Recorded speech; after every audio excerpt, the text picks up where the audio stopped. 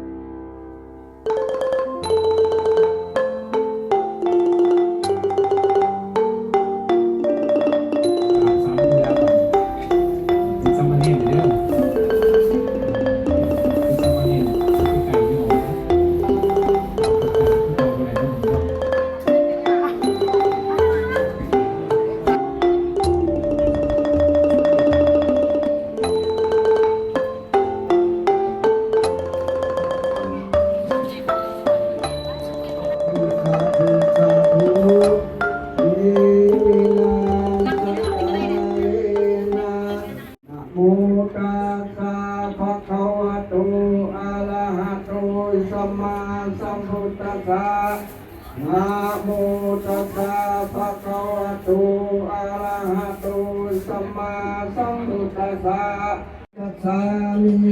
สังฆังสารนังกัจฉามิทุติยัมปิพุทธังสังกัจฉามิทุติยัมปิสังฆังสารนังกัจฉามิอิตาสาวันทานิพันติติติยังสาพังสัพพะทาปินบุตาลุปังสักกังสัพพะวัจสามนะยะสัมปโยตาธรรมังเอววิปากานาวิปากาธานิยาธรรมาอนุปาทินานุปาทานิทุทังอาสวะ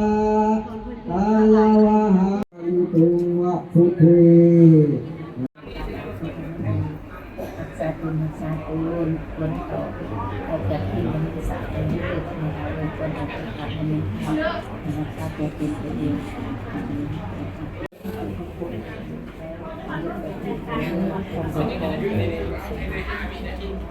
คุณอาทิตย์วันกับวันสังวานสวยมากคนนอนที่สร้างสรรค์คนเป็นตัวของเรื่องคนได้มาหักมาเตือนเอาไว้ทั้งกันทั้งหมด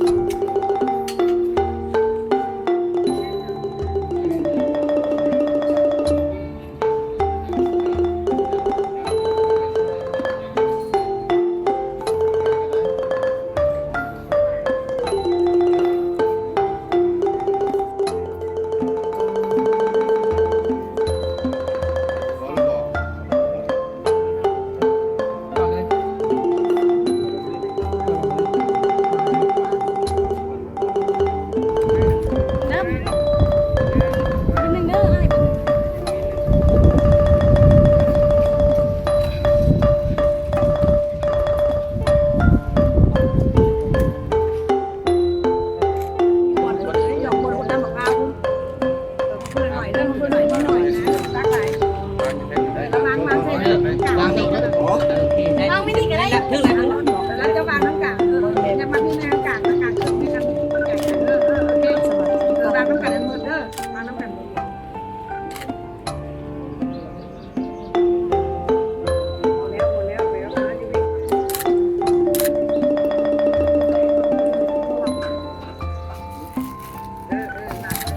ล้างไปทางซีแล้วล้างไปทางงามเพื่อนแต่นั่งมา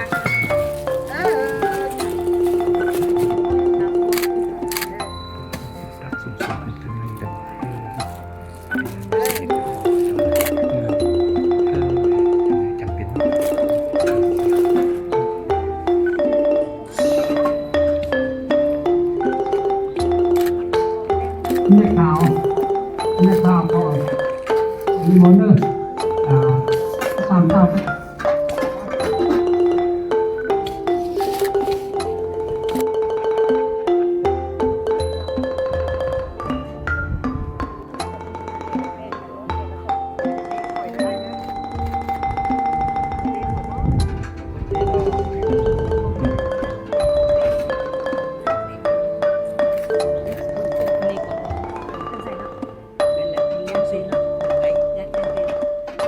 เตะซักเตะแล้วยังกระเตะเอามาต้องเตะข่อยพอดีเอาไว้นี่เด้อ ข้าพเจ้าขอแสดงความเคารพนับถือคณะนำพักรักอำนาจการปกครองบ้านโนนสะอาดเพื่อนมิตรสหายญาติพี่น้องทุกขาดในนาทีนี้ท่ามกลางบรรยากาศแห่งความโศกเศร้าเสียดายและอะไรอาวรณ์อย่างสุดซึ้งต่อการจากไปของสหายหอยตีนางวิศรวงศ์ภูธรอดีตพนักงานปฏิวัติอาวุโสบำนาญอดีตสมาชิกสหพันธ์นครเก่าลาวสังกัดจุนวยหาคานบ้านโนนสะอาดของผัวเฮาที่สหายได้ล่วงลับจากผัวเฮาไปโดยบ่มีวันหวนขึ้นมาอีกแล้วเพื่อแสดงความรู้บุญคุณที่สหายได้อุทิศเชื้อแห้งและสติปัญญาเขาในการต่อสู้ปลดปล่อยชาติปกปักรักษาได้สร้างสรรค์พัฒนาประเทศชาติในระยะผ่านมาพวกเขาองค์การจัดตั้งสหพันธ์นครเก่าครอบครัวลูกหลานและญาติพี่น้องได้พร้อมพากันมาต่อโฮมยุทธนาทีนี้เพื่อจัดตั้งพิธีงานประกิจศพขึ้นเพื่อไว้อาลัยและอำลาดวงวิญญาณของสหายหอยตีนางวิศรวงศ์ภูธรเป็นข่าวสุดท้ายเขินไว้เห็นนาทีเวียงงานของสหายตลอด25 ปีข้าพเจ้าขอเฮียนเชิญฐานพันโทบรรเพ็งจันทแสงคณะบริหารงานสหพันธ์นครเก่าเมืองไซธานีประธานหน่วยสหพันธ์นครเก่าบ้านโนนสะอาดมากล่าวบทสรุปดีขอเฮียนเชิญขอเชิญญาติพี่น้องกับสมาชิกนครเก่าขึ้นมาเข้าสู่พิธี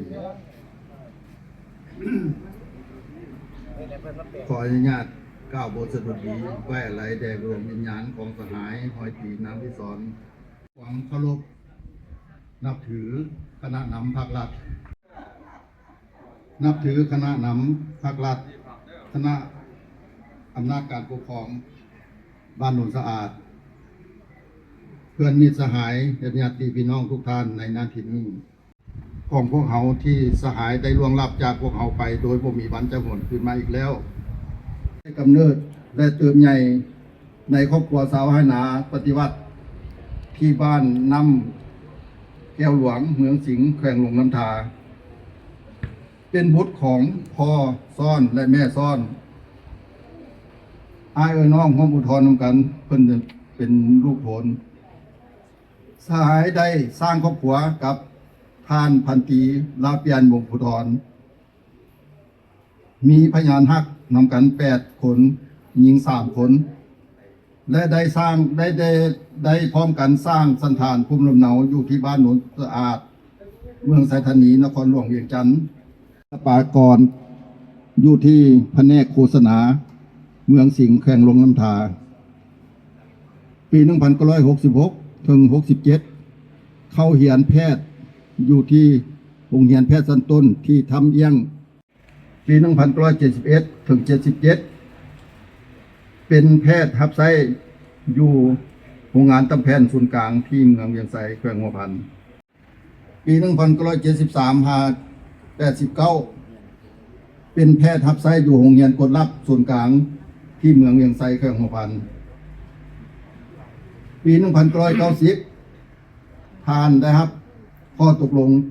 พักผ่อนกินเบียร์บำนาญภารกิจปลดปล่อยชาติปกปักรักษาและสร้างสาพัฒนาประเทศชาติในระยะที่ผ่านมาจะตั้งแพทย์หมอก็ได้เบื้องแยงดูแลและทนุบำรุงมาแล้ว แต่บ่สามารถกอบกู้เอาชีวิตของสหายไว้ได้พอมาถึงเวลา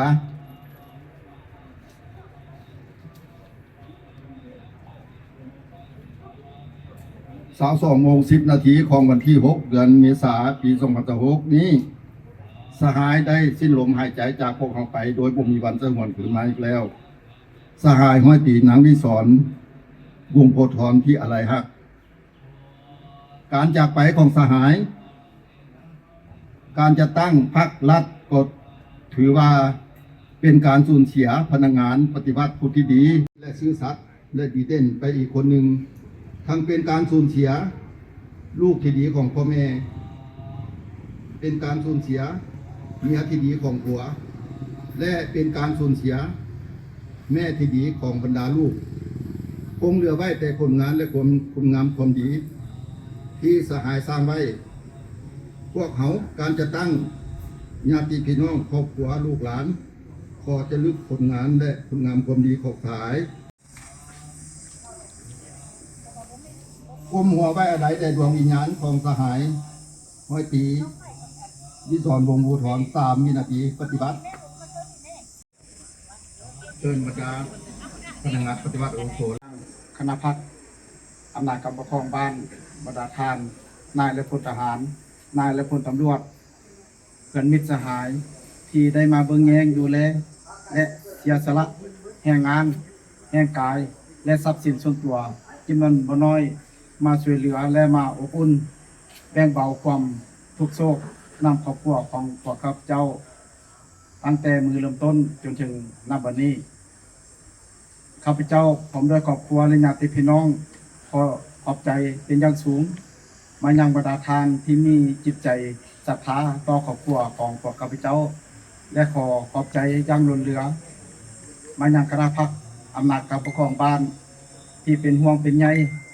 และนำพาสีนำเดียงงานในสาพินิกุศลในวิสรวงศ์ภูธรได้มีผลสำเร็จอันจงงามพิเศษขอขอบใจ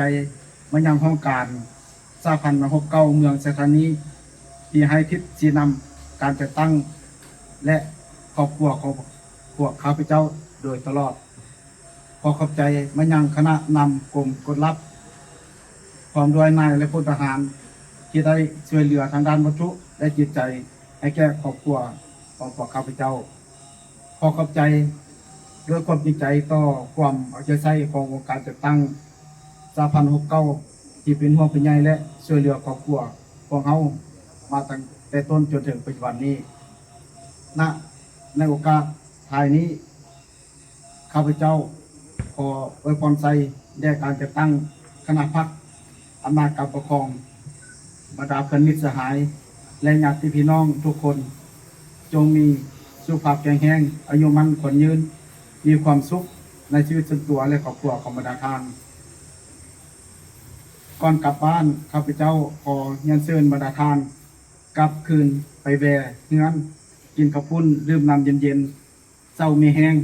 แล้วจึงพร้อมกันกลับบ้านกำเฮือนด้วยความปลอดภัยอีกเทื่อนึงข้าพเจ้าขอแจ้งวันเฮ็ดบุญกินทานดังนี้วันเสาร์วันที่11 เดือน 4 2026เป็นมือห้างหากระเกียงวันอาทิตย์วันที่12 เดือน 4 2026จัดพิธีใส่บาตรถวายสังฆทานพระ9 องค์ขอขอบใจ โตอะระหะโตสัมมาสัมพุทธัสสะนะโมตัสสะภะคะวะโตสัมมาสัมพุทธัสสะอุปัสส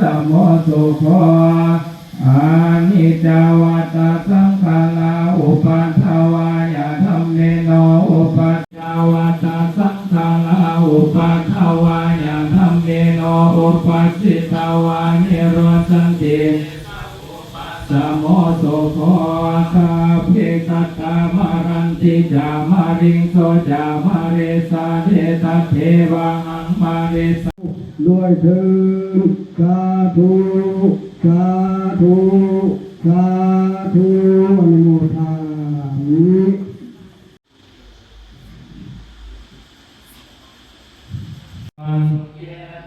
อายุโกภวะอภิวาทนาเสเนสเนจังโมทาปัญญานิโนจาตารโนธรรมังนังสัสสะบุพเพกตามนุสสานังวาโสโกวัญญวัญญาภานิเทมานานากังเปตานังสิลูกแก้วเงินนี้สุธรรมวงศ์วัดป่าของพวกเขาดีหนึ่งองค์วัดโนนสะอาดหนึ่งองค์และวัดเวรุวัดอีกอะระหะโตสัมมาสัมพุทธัสสะนะโมตัสสะภะคะวะโตอะระหะโตสัมมาสัมพุทธัสสะตัสสะนิจาวตาตังระลาอุปัฏฐวะสัพพุสุโขนิจาวตาสังฆะ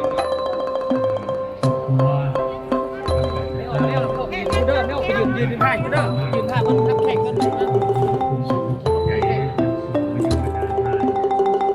ที่เดินสลาเวลาของเราในงานสัปดาห์ที่ผ่านมาในสลาเวลาที่ทางที่งานของเราถ้าไม่ถึงไงที่จะมาถึงยังที่ราชการแข่งเลย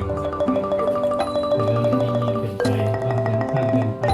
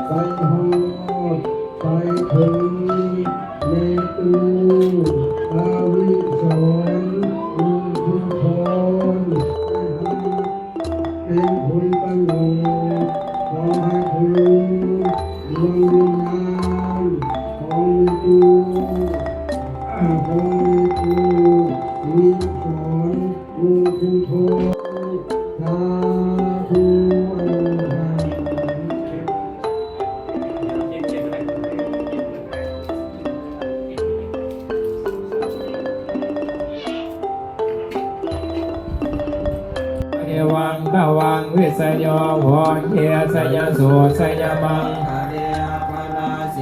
ปนังเกสิเสปดาวิโมคาเด